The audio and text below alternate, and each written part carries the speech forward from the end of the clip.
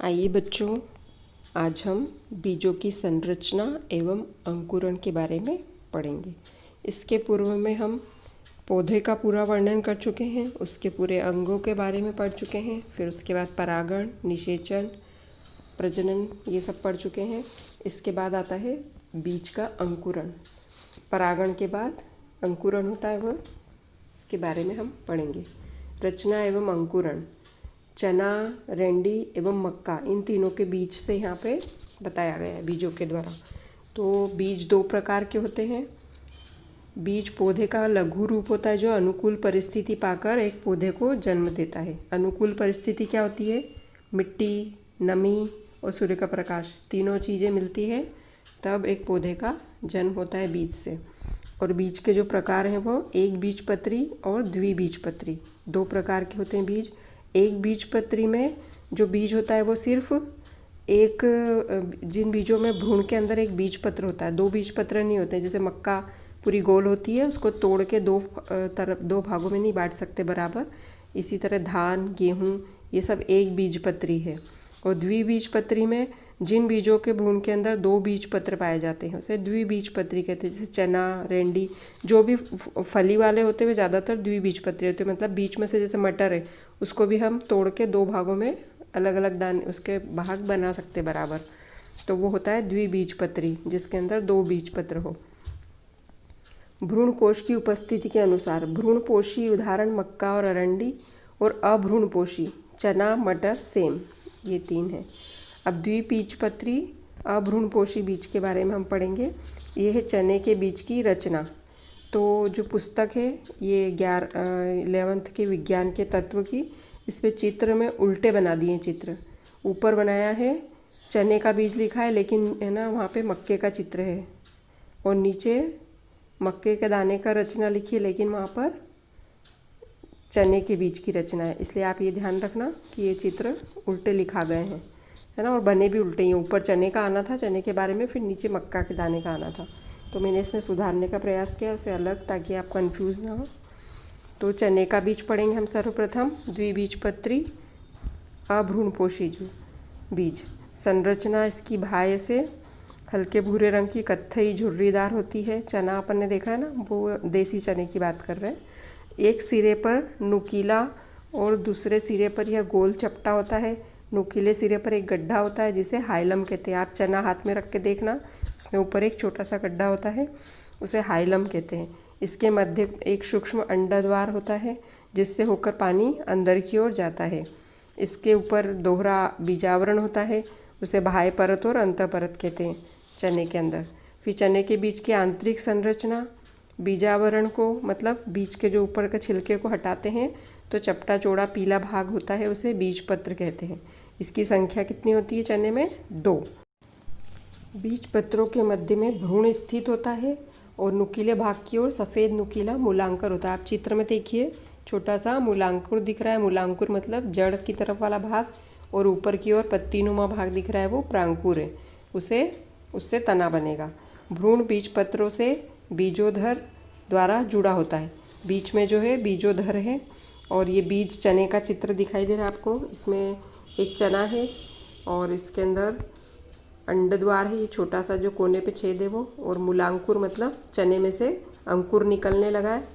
और फिर उसके बाद प्रांकुर और मूलांकुर दो ही दिख रहे हैं, और दोनों तरफ बीजपत्र दिखाई दे रहे हैं। उसके बाद हम पढ़ेंगे एक बीजपत्री भ्रूणपोषी बीज। इसमें मक्का के दाने की रचना है, और मक्का का दाना एक बीजपत्री एवं एक बीज वाला होता है, क्योंकि इसके फलावरण तथा बीजावरण आपस में संयुक्त होते हैं। इसमें छिलका अलग से नहीं निकल पाता है गल के, है ना। तो यह एक साथ होते हैं, संयुक्त होते, जुड़े हुए होते हैं। इसका दाना हल्का भूरा, पीला या लाल रंग का होता है, और आकार में चपटा और तिकोना होता है। दाने के चपटे भाग में एक छोटी सी अंडाकार सफ़ेद सी रचना होती है, और इसके अंदर क्या स्थित होता है? मक्के के अंदर भ्रूण। तो जो चित्र में आपको मक्के के काट की चित्र दिखाई दे रही है, उसमें अंदर प्रांकुर और मूलांकुर दिखाई दे रहे हैं, और ऊपर भ्रूणपोष, जिससे इसका पोषण होता है, जिसका ये भोजन लेके बड़ा होएगा, है ना। और ऊपरी छिलके को क्या बोलेंगे? बीज कवच, क्योंकि कवच है और अंदर भ्रूण का स्थान है मक्के में। ये दिखाई दे रहा है चित्र में। मक्का के बीज की आंतरिक रचना, मक्का के दाने के अनुलंब काट को देखते हैं। इसमें निम्न रचनाएं दिखाई दे रही है 2 भागों में, एक है भ्रूणपोष और एक है भ्रूण। तो भ्रूणपोष जो होता है वो भारी परत की और होता है जो प्रोटीन के बने एल्यूरोन कण से बनी है, इसे एल्यूरोन परत भी कहते हैं। भ्रूणपोष में संचित भोजन मंड कहलाता है, इसी को हम आटा पीस के और खाते हैं, है ना, स्टार्च रहता है मक्का में। और जो भ्रूण है, वो भ्रूण 2 भागों में विभाजित है, बीजपत्र और अक्ष। बीजपत्र क्या है? मक्का के एक ही बीजपत्र होता है, इसमें वरूथिका कहते हैं। यह वरूथिका भ्रूणपोष के मध्य एक परत के रूप में होता है, जिसे पिथिलिपल परत कहते हैं। इसी से होकर भोजन भ्रूणपोष से भ्रूण को आता है। फिर है अक्ष। अक्ष से ऊपरी भाग को प्रांकुर और नीचे वाले भाग को मूलांकुर कहते हैं, और इन दोनों के ऊपर एक खोल चढ़ी होती है जिसे मूलांकुर चोल और प्रांकुर चोल कहते हैं, और ये इसकी रक्षा करता है ताकि ये आसानी से बढ़े और इसको नुकसान नहीं हो, ये टूटे नहीं मिट्टी को फोड़ने में। उसके बाद है अंकुरण। इनका अंकुरण किस प्रकार होता है उसके बारे में पढ़ेंगे।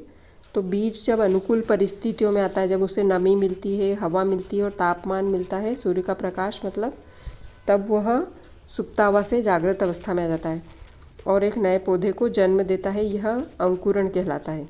वास्तव में बीजों को उचित अवस्था मिलने पर उसमें अनेक परिवर्तन होते हैं। जैसे कोशिका जल शोषित कर फूल जाती है, जब हम चने को पानी में डालते हैं तो वो फूल जाता है ना, वही कोशिकाएं हैं जो पानी में डालने से फूल जाती है।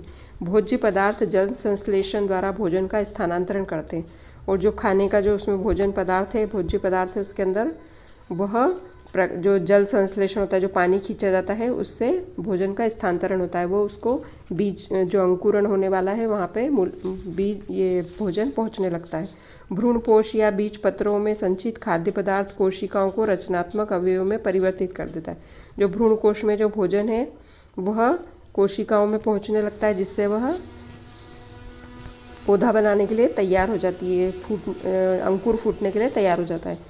कार्बनिक पदार्थों के ऑक्सीजन की उपस्थिति में ऑक्सीकरण हो जाता है, इससे भ्रूण की वृद्धि के लिए ऊर्जा प्राप्त होती है। और भ्रूण में वृद्धि होने के साथ मूलांकुर मूल में बीजपत्रधार तथा प्रांकुर प्ररोप में बढ़कर बाहर निकलता है।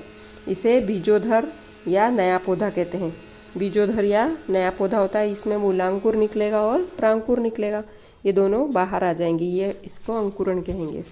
और बीजों में अंकुरण 2 प्रकार से होता है, ऊपरी भूमिक अंकुरण और अधोभूमिक अंकुरण, है ना। तो ऊपरी भूमिक अंकुरण क्या कहलाएगा? इस प्रकार का अंकुरण बीजोधर में तेजी से वृद्धि के कारण बीज पत्र सतह से ऊपर प्रकाश व हवा में आ जाते हैं।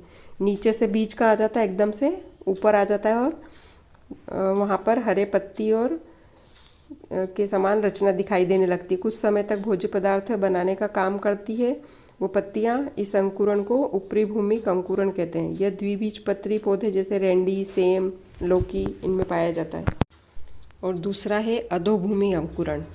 इसके अक्ष का ऊपरी भाग बीजोपरि शीघ्रता से वृद्धि करता है और प्रांकुर सतह से ऊपर आ जाता है, और बीजपत्र मिट्टी के अंदर सतह के नीचे ही रहता है। इस प्रकार बीजपत्र न हरे होते हैं और न भोजन बनाने का कार्य करते हैं। इस प्रकार के अंकुरण को अधोभूमिक अंकुरण कहते हैं। यह अंकुरण प्रायः एक बीजपत्री भ्रूणपोषी बीजों जैसे मक्का, गेहूँ और अभ्रूणपोषी द्विबीजपत्री बीजों जैसे चना, मटर, आम आदि में पाया जाता है। और बीजपत्री के कार्य। अभ्रूणपोषी बीजों में बीजपत्र भोजन संग्रहण करते हैं। यह भोजन भ्रूण की वृद्धि के लिए उपयोग में आता है। बीज क्या करता है? जो भोजन इकट्ठा करके रखता है और उसी से जो भ्रूण होता है वह वृद्धि करता है, बढ़ता है, उसी से पौधा बनता है। दूसरा है भ्रूणपोषी बीजों में बीजपत्र एक प्रकार के पाचक विकार छोड़ते हैं जो बीज के घुलनशील भोजन को अघुलनशील भोजन को घुलनशील कर देते हैं एंजाइम के द्वारा। ये कहाँ से आता है एंजाइम?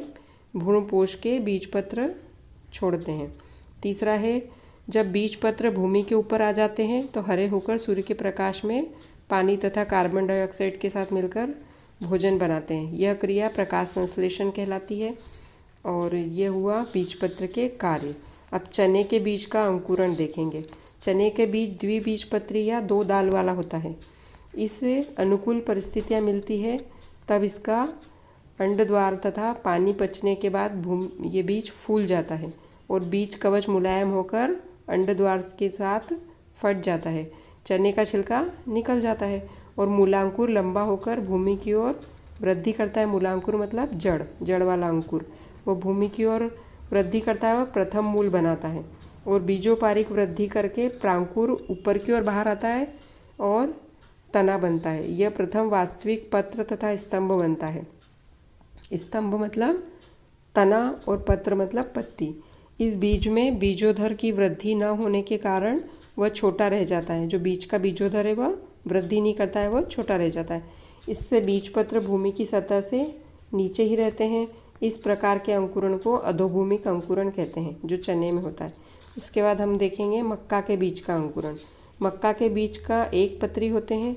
इसके बीज अधोभूमिक अंकुरण होता है इसमें भी, और बीज भूमि के पानी शोषित करके फूल जाता है और इसके कारण यह बीज भ्रूणपोषी हो जाता है और अंकुरण के समय भूमि के अंदर ही दबा रह जाता है। नमी का शोषण करने के बाद जो इसका भ्रूण चोल होता है ना, भ्रूण का मूल चोल मतलब जड़ की तरफ जो भाग जाता है मूलांकुर, उसमें जो एक कवर लगा होता है उसे मूल चोल कहते हैं। वह मूलांकुर भूमि को भेद कर नीचे चला जाता है और ऊपर की ओर प्रांकुर आ जाता है और इसके नीचे खूब सारी जड़ें निकलती है, उसे अपस्थानिक जड़ कहते हैं, है ना। प्रथम मूल अब नष्ट हो जाती है और उसके आसपास दूसरी जड़ें आ जाती है। बीज के ऊपर की ओर बरूथिका के रूप में एंजाइम उत्पन्न होते हैं जो भ्रूणकोश से घुलनशील भोजन बनाते हैं। अंकुरित बीज इसी भोजन का प्रयोग करते हैं। प्रांकुर भी इसी भाग को भ्रूणचोल के साथ भ्रूणकोश को भेदता हुआ बाहर आ जाता है। यह प्रकाश और वायु की ओर भूमि की ऊपर वृद्धि करता है तथा तना, शाखा और पत्तियों का बनाने का कार्य करता है। मक्का के बीज में बीजपत्र भूमि के अंदर ही रहते हैं, जिसे बरूथिका कहते हैं, और बीजोधर वृद्धि नहीं करता है ना, इसलिए इसे अधोभूमिक अंकुरण कहते हैं। इसमें जो बीजोधर होता है वो मिट्टी के अंदर ही रहता है। और इसके बाद अंकुरण की आवश्यक परिस्थितियों में अगले भाग में बनाऊंगी। इतना पढ़ो और 2-3 बार सुनने पर याद होगा। धन्यवाद।